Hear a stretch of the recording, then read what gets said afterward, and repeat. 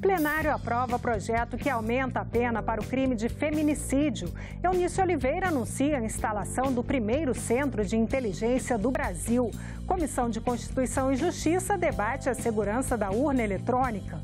Destaques desta edição do Senado Notícias.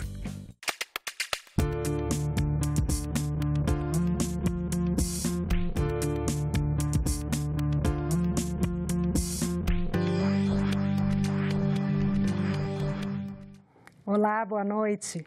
Os senadores aprovaram hoje em plenário mais duas hipóteses para aumentar a pena nos casos de assassinato de mulheres em razão da desigualdade de gênero, crime definido como feminicídio, quando a vítima tiver doença incapacitante e quando houver a presença virtual de certos familiares na cena do crime, como diante de uma câmera conectada à internet.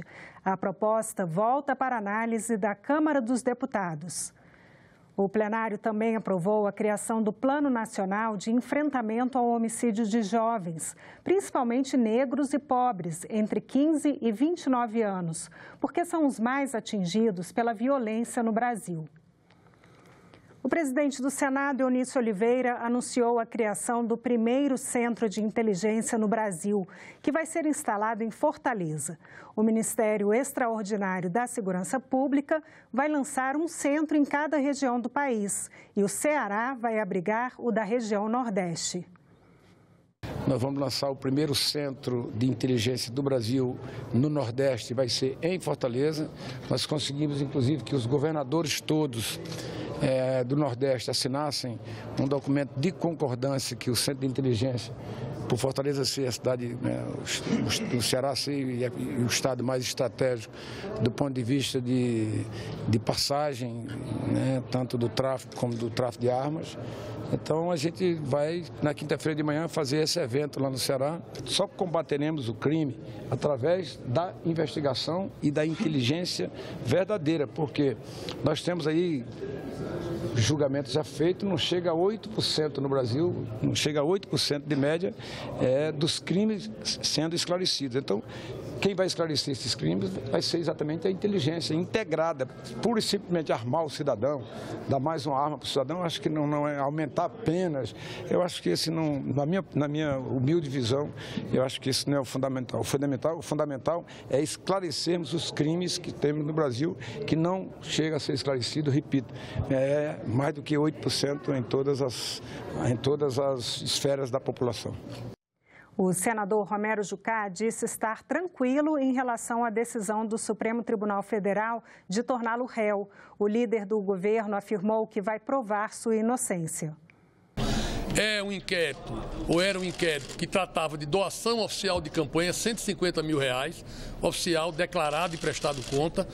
O Supremo não se manifestou sobre o mérito da matéria, disse apenas que os processos precisavam ser instruídos e não se manifestou quanto ao mérito. Portanto, eu estou tranquilo, vou responder tudo, provarei que sou inocente, que não houve nada de errado nessa doação e, portanto, nós vamos aguardar e trabalhar com tranquilidade através dos nossos advogados. A destinação dos 150 mil, o PMDB recebeu e doou ao candidato a governador Chico Rodrigues. Portanto, isso foi prestado conta também, foi uma doação oficial e a prestação de contas foi aprovada pelo Tribunal Superior Eleitoral.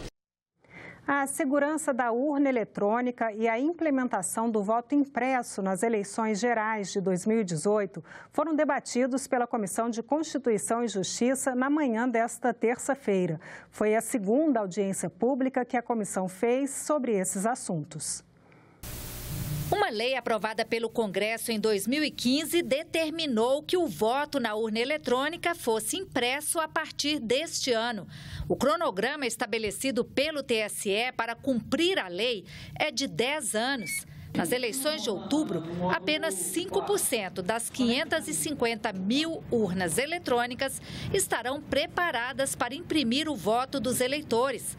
A decisão tem sido questionada. Voto impresso é uma exigência legal. O Tribunal Superior Eleitoral não pode se negar de cumprir a lei. Os representantes do tribunal justificaram que dificuldades tecnológicas e de licitação impediram o cumprimento da lei de forma total este ano.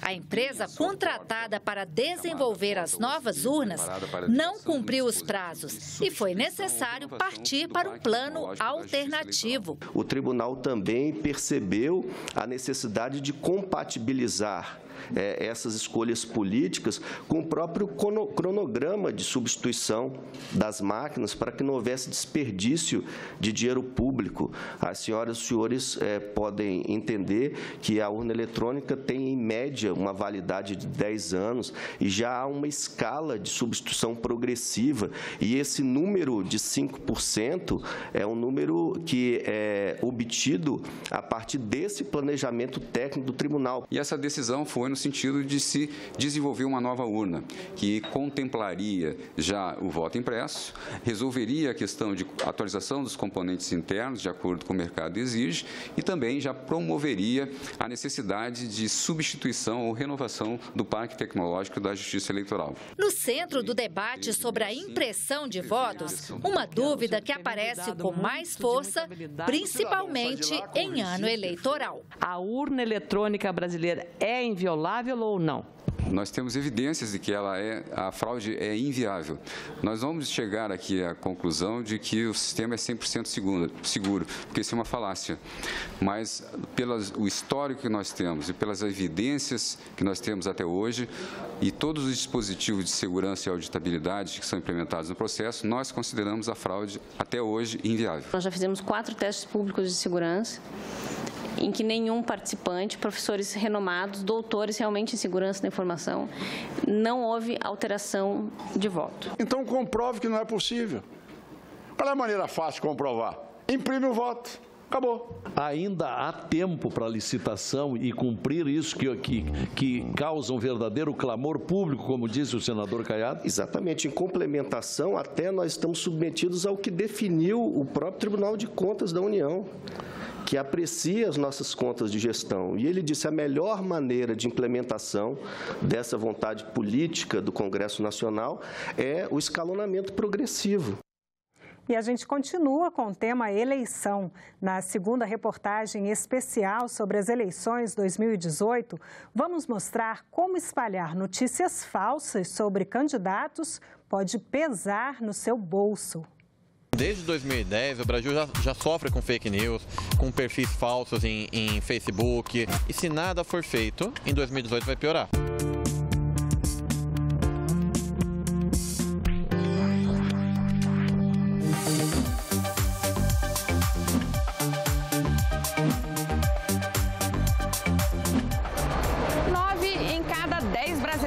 Usam a internet para se informar. O Facebook e o WhatsApp são os queridinhos dos internautas. Mas o problema é a qualidade da informação. O estudo da USP mostrou que cerca de 12 milhões de usuários já compartilharam notícias falsas sobre política aqui no Brasil. A gente teve nos Estados Unidos e na França, recentemente, nas eleições presidenciais francesas, uma influência grande dessas chamadas fake news. Sempre existiu lei dizendo que não pode, punição para quem faz. O problema é qual o mecanismo legal e logístico para se evitar o mais rápido possível que essa fake news se propague. No WhatsApp eu acho que é o pior dos problemas, porque você não tem como controlar a propagação. No Facebook ainda tem. Você recebe uma notícia pelo WhatsApp. Antes de mandar para as outras pessoas, você checa se é verdade? Mas você sabia que se essa notícia for falsa, você pode ser multado por isso? Não sei. Não sabia, mas faz bastante sentido. Existem pessoas físicas que propagam a notícia falsa, mas ela propaga até meio que por desconhecimento da lei, né? Porque já tem pessoas físicas que foram multadas, que já pagaram 5, 10 mil reais de multa por propagar uma notícia falsa. Os adversários vão estar sempre plantando notícias que inúmeras vezes fogem da realidade, que são falsas, são inconsequentes, são irresponsáveis, jogando o nome das pessoas nas redes sem nenhum controle. Para ouvir do próprio candidato o que ele pretende fazer, uma forma é acompanhar a propaganda eleitoral. Ela começa em 16 de agosto e é uma série de regras a serem seguidas. Os carros de sons ou mini-trios, por exemplo, só em carreatas, passeatas ou comícios. E nada de volume nas alturas. Propaganda em outdoor, nem pensar. E as bandeiras só se forem móveis. E desde que não atrapalhem nem o trânsito e nem a vida de quem caminha pelas calçadas. No rádio e na TV, a divulgação dos candidatos vai ser mais curta. Só a partir de 31 de agosto. E nada de efeitos especiais, edições muito elaboradas ou desenhos animados. Os desconhecidos que têm pouco dinheiro terão mais dificuldade de fazer suas campanhas. Você teve uma redução pela metade dos programas eleitorais e o número de dias também foi reduzido, né? Passou de 45 para 35 dias. Em compensação, a gente teve um aumento significativo das inserções, né? Aqueles pequenos comerciais que podem ser apresentados durante o dia. Atenção, internauta! Vai ter propaganda de candidatos e partidos no seu feed de notícias.